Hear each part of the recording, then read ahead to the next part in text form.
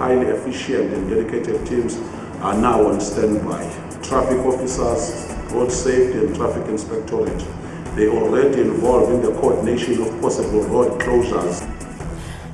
Abasemagunyeni kwiphondo laKwaZulu-Natal bathi baqule baligangatha belindele unongekehli nanjengoko kungenzeka kukhithike elinye ikhephu kule mpelaveki. Those who are for the motion, 120. Sorry, okay, let me finish. Those who are against the motion, 87. Uqedisiwe kwidrone yolawulo lowo bengusodolophu wesixeko saseTshwane uCelia Spring emva kokuba uninzi loceba kwibhunga lesi sixeko bevakalise ukungabi nathemba ngakuye.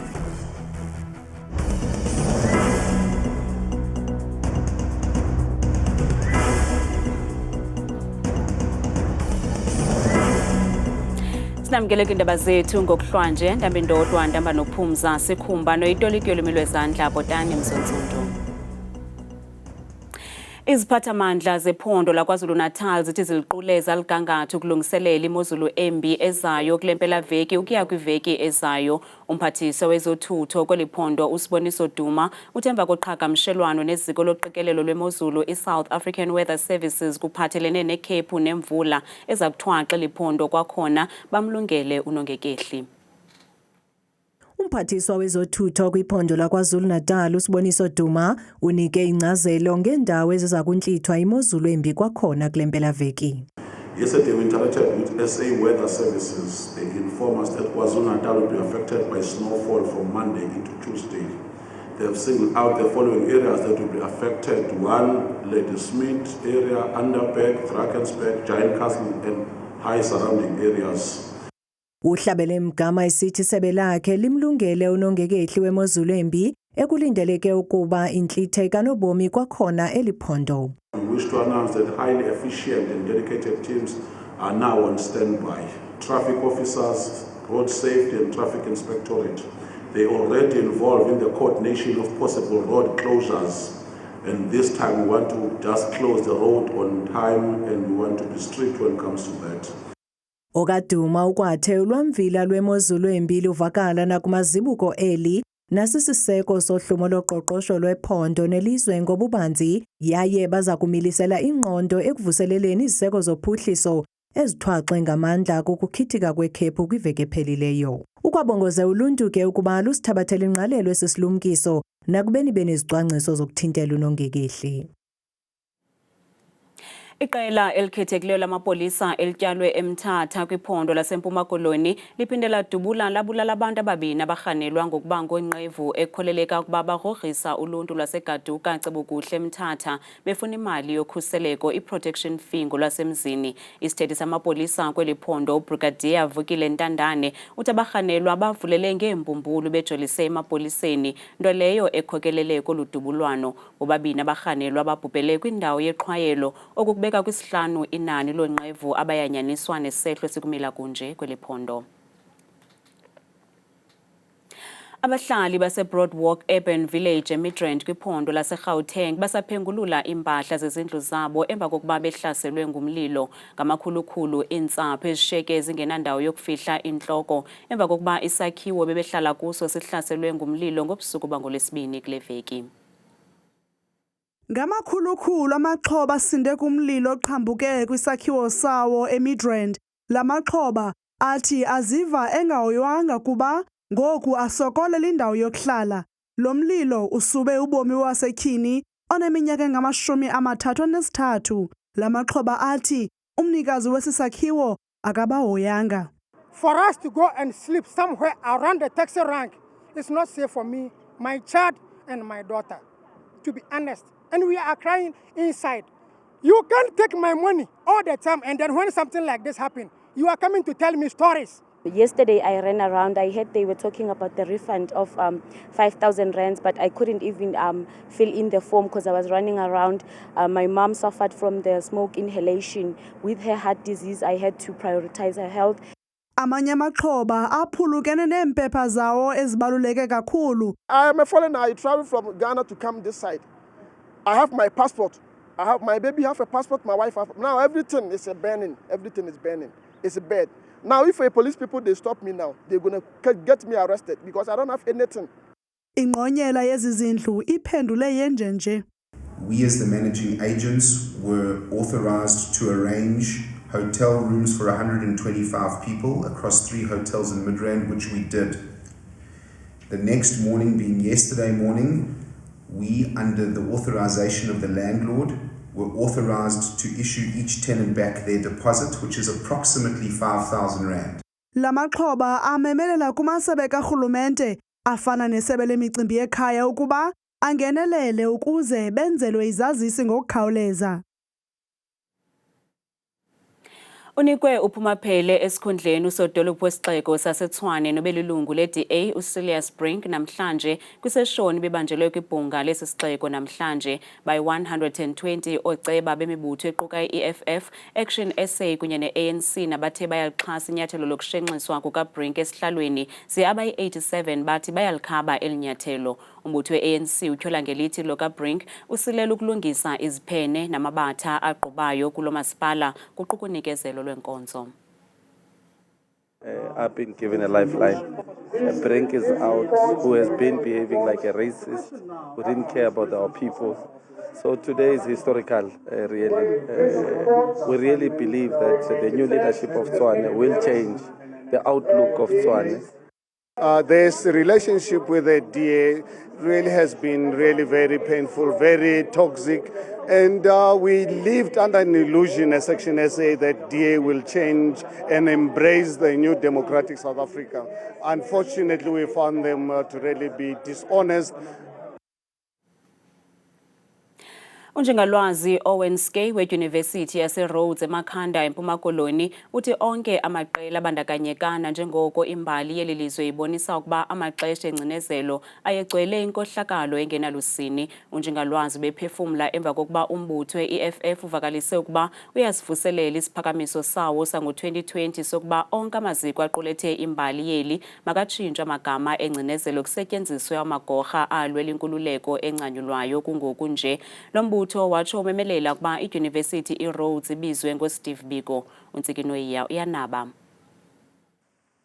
Usihlalo we-EFF eMpuma Koloni uZilindile Vena uthi bengulombutho baqala kwango-2020 ukhuthaza ukuba amagama engcinezelo nemifanekiso eqingqiweyo iguzulwe kufakwe leyo yamagorha namagorhakazi alwela inkululeko yeli kwamdakisali. Umongameli we-EFF bemenywe ngabafundi who believe in kwinto yokubana funeke kube khona utshintsho phaa eRhodes. Unjingalwazi Owen Skay waseRhodes uthi olwakhe uluvo kukuba imbali yeli ayincumisi konke yaye bambi bamadolwanzima ukwamkela utshintsho ngoko ke ingxoxo mazibandakanye wonke ubani ochaphazelekayo. Colonel Graham, who Graham's son is named after, was not a very nice person at all. In fact, at the time that he was in charge of the city, he was a very brutal man, did a lot of injustices. We're getting other name changes, Kamani, Onse. But what we've discovered through all of this process is that it's a change management. And there will always be some people who resist the change. Nangona ezinye zezakhiwo sele zithiwe ngoSteve Biko namanye amaqhawe omzabalazo kodwa abafundi banezimvo ezahlukeneyo kolutshintsho gama. Umbutho wabafundi watsho usithi awuthathi cala kweziphakamiso kuba bajongene nemicelimngeni engundoqo kunalowo wokutshintsha igama. Into ze-apartheid sezigqithile so andiboni nizobe lisatshintshwa kwangu. Ukanti idyunivesithi ithi yona inikwa umkhombandlela libhunga layo isigqibo esahlele etafileni okwangoku sesokuba alindawo igama elithi Rhodes University. Kwelinye icala ikomiti ejongene nokutshintshwa kwamagama ezitalato nezakhiwo kweli phondo iqinisekisile ukuba isifumene isicelo esifakwe ngumthandi wombhoxo sokuba isitalato iCape Road eGqeberha sitshintshwe sibizwe ngoSiya Kolisi ze esinye saziwe njengokuba yiRasi Erasmus.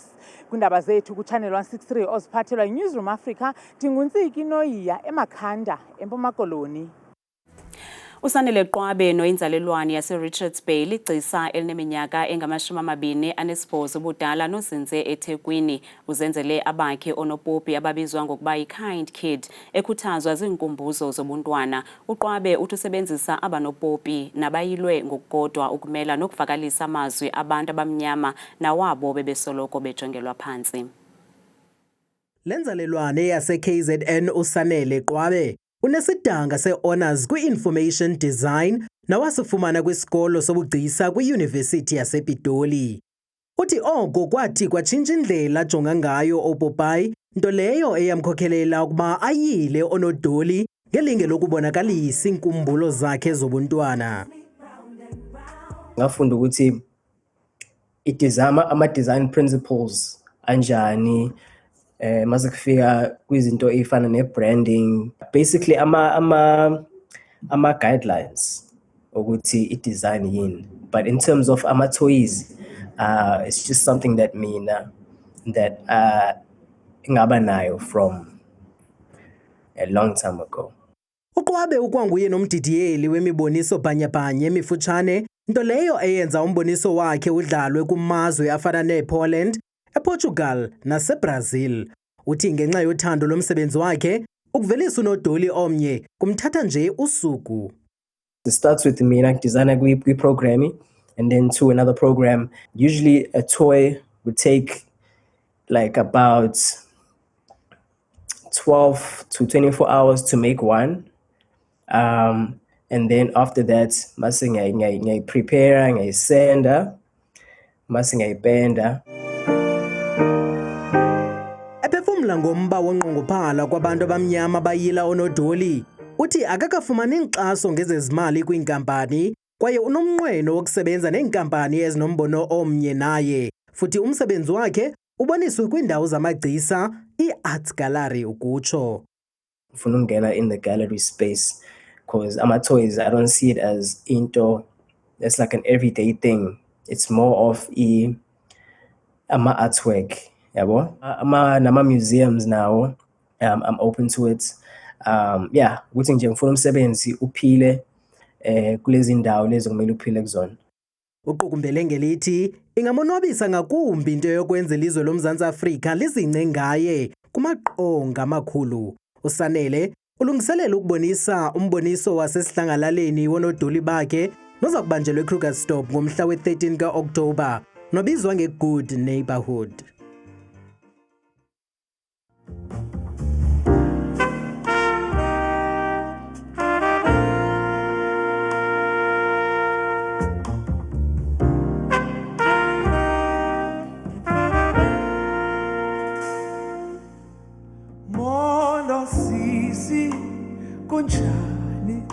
uMandizidyantyisi imvume ephuma izandla nephumelele iimbasa eziliqela, ninesakhono esiphangaleleyo, uyacula, udlala ixilongo kwaye unaso nesakhono sokubhexesha ikwayala. uDyantyisi inzalelwana yaseGqeberha eMpuma Koloni, nalapho waqala ukufunda ukudlala ixilongo eneminyaka 8 kuphela. Ekukhuleni kwakhe iwasingisa kwiYunivesithi yaseKapa, nalapho wayenza izifundo zomculo wejazz. Khengethe ihlabathi nwabisa abathandi bomculo ngomculo wakhe nophulula umphefumlo.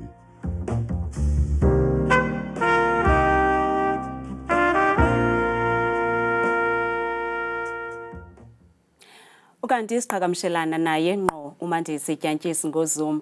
Molo bhuti, unjani, uphilile na? Kutshanje ubucule Market Theatre kumnyhadala obizwa Inhlambululo. Ingaba abo bebezimaselo msitho bawamkele njani umculo wakho omtsha kwaye singalilindela nini icwecwe lakho elitsha? Mandibulise kubabukeli nabathandi beNews Africa, ndiyabulela kakhulu ngokuba ninam nindimemile. Bekumnandi kakhulu eMarket Theatre, kwenzeke into engaqhelanga ukwenzeka ngoba besihlala umculo omtsha, kodwa abantu bebekhona bezokubukela bawuthande kakhulu. Ngoku abantu bafake uxinzelelo ukuthi bathi bafuna icwecwe litsha, kodwa ke sesiqalile ukulungisa. Ndiyathemba kulo uzawuthi uqala unyaka ka-2025 noko zibe zikhona iindaba zokuphuma kwecwecwe litsha. Amkelwe ngothando ngabalandeli nabathandi bakho amacwecwe akho amabini uSomandla noCwaka. Abanye bathi umculo wakho ulibali elichukumisayo, kambe abanye bathi ingathi uthetha noThixo. Ingabe uyakungqina oku?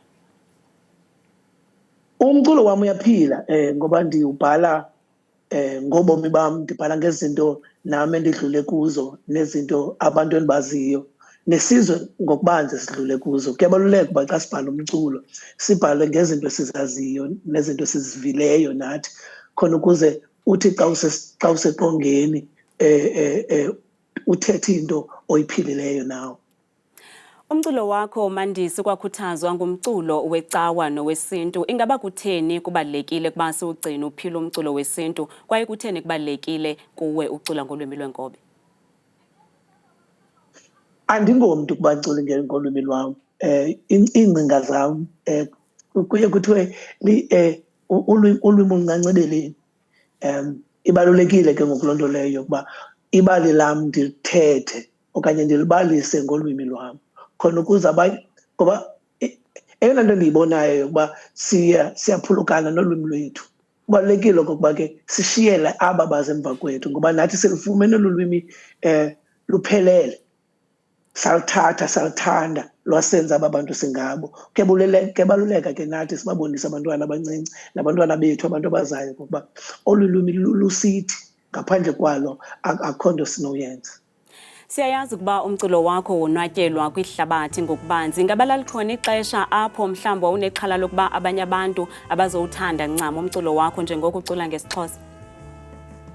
Iba khona sisi loo nto leyo, andifuna ukuphosisa ngoba uyaxelelwa kuthiwe xa uzakwenza umculo wakho ngolwimi oluthile kukho abantu abaninzi abangazokuva. Ezo ngcinga nokukuthandabuza kuye kufike. Kodwa kwakubalulekile kokokuba yonke into endithetha ngayo, yonke into endiyiculayo, yonke into endiyibhalayo nangendlela endicula ngayo xa ndiseqongeni yinyani. Ndathemba ke loo nyani okokuba yiyo eyawufikelela ezintliziyweni nasemiphefumlweni yabantu. Ndiyibonile loo nto isenzeka. Abantu abaninzi athi umntu mna ndisazi isiXhosa kodwa le nto uyiculayo ndiyayiva ngoba ndiyiva apha entliziyweni. Kule mpelaveki siyayazi ukuba uza kucula kumnyhadala womculo iJoy of Jazz Festival. Ingaba abathandi bomculo bakho bangalindela ntoni kuwe? Ingaba uza kubarhabulisa iingoma zakho ezintsha? Kuzobe kumdakisali siswamafuna ukuphosisa. Umuntu oza kuba phaa andiyazi uba kuza kwenzeka ntoni kodwa sidlala ebusuku ekuseni kokusa. Ndizabe ndidlala namanyange phaa. Kukho ingoma yesiXhosa ethi oonomathotholo bayeza kusasa. Baza ngela xesha sidlala ngalo noomathotholo, sabe sidlala noonomathotholo phaa. Iingoma ezintsha zabe zikhona neengoma ezindala zabe zikhona abazithandayo abantu. Sihamba nabo, siyabacenga uba siya mandithi kwelinye iphepha elilandelayo ngoku siyabacenga uba mabahambe nathi. Kuzabe kumnandi kakhulu, sigqiba ukulungisa nangoku sisalungisa, kuzabe kumnandi kakhulu. Enkosi kakhulu bhuti, ngexesha lakho sikunqonelele okuhle, kodwa xa usonwabisa amanqila omculo kulo lonke eli, lo ke yimvume ephuma izandla uMandisi Tyantyisi. Masiphosa amehlo kwimozulu nesiphathelwe ngithabile Makhaphela.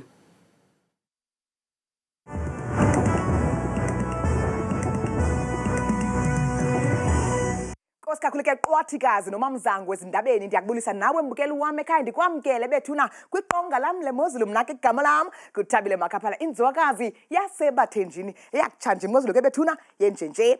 Kaloku yona ke siye siyivule ngokukhawula kaloku iziganeko zamva nje kuMzantsi Afrika uphela umzekelo omhle mbukele kakuhle kakhulu phaa kuncama apha eMzantsi noxa kubanda phaa kuFixburg ngexesha lasekuseni phaa bevuka kaloku kubanda ngo7 degrees. Iyaguquka la mozulu futhi liphuma ilanga kube kuhle phaa kucwenge futhi ku25 degrees. Kanti ke mbukelo wamekhaya amaqondo wakho phantsi naphezulu elokuqala ke iphondo lipha kaloku lona kuseMpuma Koloni, indawo ezikumantla phaa eAlvani mekumandundwana phaa ekuseni futhi kuyabanda kancinane nje ngo7 degrees. Baqhube nosuku lwabo liphuma ilalanga icwenge imimoya kube kuhle kakhulu phaya Semthatha kuyabanda ekuseni ngo10 degrees. Kanti mbukelo wamekhaya nantsi kaloku imozulu phaa ephondweni elikumbindi apha eMzantsi Afrika. Elo phondo ke lipha kaloku lona eFree State amazantsi futhi Bloemfontein ingqele phaa ekuseni futhi yesasihlanu itshintshi icwenge kamnandi norhatya ngo25. kanti ibukele ekhaya yenje nje kaloku imozulu phaya ephondweni nasentshona koloni ngomso kwindawo ezikwimpuma yelaphondo Beaufort West umzekelo phaya webubanda phaya ekuseni futhi ngesithoba akhona mafu abikwe yonke nje lamini ngo-25 degrees kanti ke bukelwa ekhaya xa siqhubela sihlabele mgama sijoga imozulu phaya ephondweni lase-Northern Cape ngomso kunxweme phaya ko-Springbok phaya ekuseni futhi ngo-12 degrees abikwe amafu phaya qabaqaba nje yonke emva kwemini nakwa-Alexandra Bay futhi ngo-20 kanti baphila bondle nje phaya ephondweni lase-Northwest ngomso komahikeng phaya likhona lilanga liconge kamandi futhi bevuka phaya ekuseni futhi ngelashumi nje likhatshwa sisithathu bayalisonga usuku naphaya eKlerksdorp kuphole kamandi nje ngo-30 degrees kanti ke bukele ekhaya nansi kaloku imozulu apha ephondweni laseRhawutini namazantsi futhi Carletonville ekuseni noko ingqinana phaya ithile ngesasibhozo itshintshe ibe myoli iconge kamandi lamini phaya yabo xa beyivala imini ngo-31 kanti ibukele ekhaya xa sinyuka siqosele ngokubanzi kanti ke iphondele kumantla apha emzantsi kuselimpopo njengapha kwimpuma yelaphondo phalaburo phaya neziphaluka ekuseni futhi ngeshumi nje likhatshwa kamnandi sisithandathu kuyatshisa ngorhatya kamafunja ngephi ka-30 degrees kodwa ke bukele xa sisehla njalo sijonge phaya ephondweni lasempumalanga ngomso njengapha emalahleni phaa kumbindi welaphondo ngala-16 degrees bayayisonga ibini kamandi kamafunja ngoyekisiyo phaa ngorhatya ka-28 degrees okokugqibela nqa apha ekhaya kuKwaZulu Natal ngomso njengapha kwintshona yelaphondo Lady Smith phaa umzekelo futhi ekuseni ngeshumi nje limandla likhatshwa sisibhozo bayalisonga usuku kwakhona phaya koPeter Maritzburg ngamafu ka-24 mna ndikuthanda kangaka xesha limyole